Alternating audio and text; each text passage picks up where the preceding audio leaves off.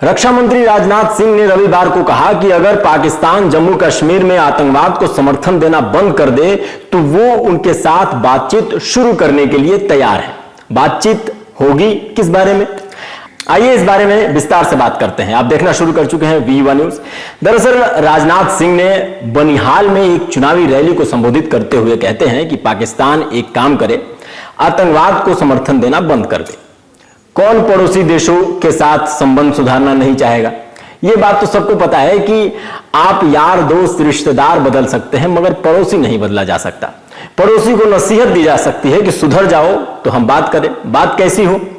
बात हो व्यापार की, राज्य के विस्तार की और देश की हालात की, और सबसे महत्वपूर्ण बात पीओके की। राजनाथ सिंह ने केंद्र शासित प्रदेश में विधानसभा चुनाव से पहले भाजपा के लिए प्रचार करने कश्मीर में हैं, जहां सिंह ने कहा कि संविधान के अनुच्छेद 370 को जो लोगों की पीड़ा को खत्म करने और क्षेत्र को समृद्ध बनाने के लिए हटाया गया, उसके निरस्त होने के बाद जम्मू कश्मीर में समग्र सुरक्षा स्थिति में भारी बदलाव आया है। उन्होंने कहा कि अगस्त 2019 में यूटी में समग्र सुरक्षा स्थिति में देखे गए बड़े बदलाव का मतलब है कि युवा अब पिस्तौल और रिवॉल्वर के बजाय अपने हाथों में लैपटॉप और कंप्यूटर रखते हैं। हमारे रक्षा मंत्री की बात कितनी सच है ये तो आप ही बताइए, क्योंकि पिछले दिनों कुछ आतंकी घटनाओं ने उनकी इस बात की सत्यता पर सवाल उठा रहे हैं।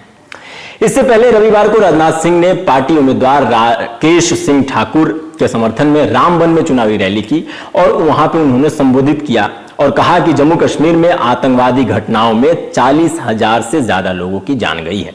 राजनाथ सिंह ने पीओके निवासियों से कहा और उनसे आग्रह किया कि वे भारत आए और शामिल हो, क्योंकि देश उन्हें अपना मानता है जबकि पाकिस्तान आपको विदेशी मानता है। अब इस बात से तो सभी इत्तेफाक रखते हैं। सिंह साहब ने एक और बात कही कि जम्मू कश्मीर में आतंकवाद की भेंट चढ़े लोगों में 85% मुसलमान थे। कश्मीर में आतंकवादी घटनाएं आम बात थी। क्या आतंकवादी घटनाओं में सिर्फ हिंदू मारे जा रहे थे? मैं गृह मंत्री रह चुका हूं और मुझे पता है कि आतंकवादी घटनाओं में सबसे ज्यादा मुसलमानों की जान गई। अब यह बात भी सही है। इन्हीं सभी बातों से मंत्री जी कश्मीर की जनता को बीजेपी की तरफ रिझाने का प्रयास कर रहे हैं और क्या कुछ कहा उन्होंने, आप इस वीडियो में देखिए। कश्मीर में रहने वाले लोगों को भी अब लगता है पाकिस्तान हमारा विकास नहीं कर सकता है। विकास यदि कोई कर सकता है तो भारत ही कर सकता है। और क्या होता है चुनाव का परिणाम और चुनाव तक की हलचल आप तक पहुंचाने की जिम्मेदारी रही हमारी। देखते रहिए V1 न्यूज।